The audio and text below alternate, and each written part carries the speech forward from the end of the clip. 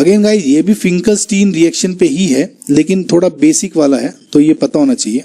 हालांकि Finkelstein reaction में इसका सॉल्यूशन बता चुका हूं मैं, लेकिन इधर बता देता हूं फिर से।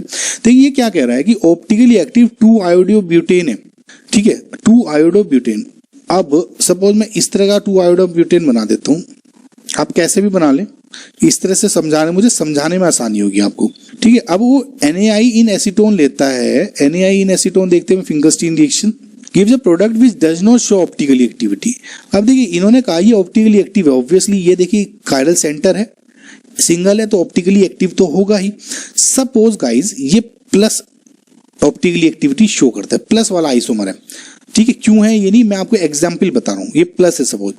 अब ऑब्वियसली देखिए जनरली क्या होता है कि आप RCl, जैसे इस केस में अगर Cl होता ना तो इस केस में क्या बन जाता आपका, इधर I आ जाता, बिहाइंड से अटैक करता, इधर H, बाकी सेम रहता, राइट गाइज। सो फिर तो कोई दिक्कत नहीं थी प्रोडक्ट में, लेकिन यहाँ जो इश्यू आ रहा है वो ये है कि I ही है, यानी अगर आपने I हटा के I फिर से अटैक किया, बस ये प्लस था ये माइनस हो गया, राइट गाइज, समझ रहे हैं आप, ये प्लस है ये माइनस हो गया ऑप्टिकली एक्टिविटी।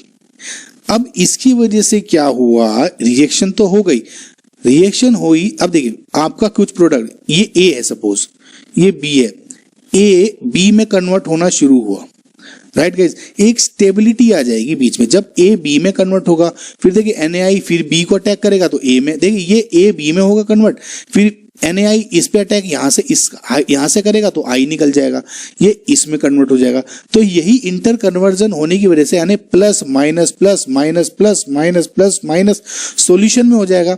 अब जब दो तरह के प्लस माइनस सॉल्यूशन में होते हैं उसको आप क्या बोलते हैं, racemic mixture, right. Plus minus कह सकते हैं या R and S, R and S, R and S।